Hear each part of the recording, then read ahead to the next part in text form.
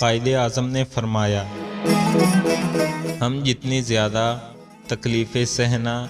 और कुर्बानियाँ देना सीखेंगे, उतनी ही ज़्यादा पाकीज़ा, खालिस और मज़बूत कौम की हैसियत से उभरेंगे। जैसे सोना आग में तपकर कुंदन बन जाता है,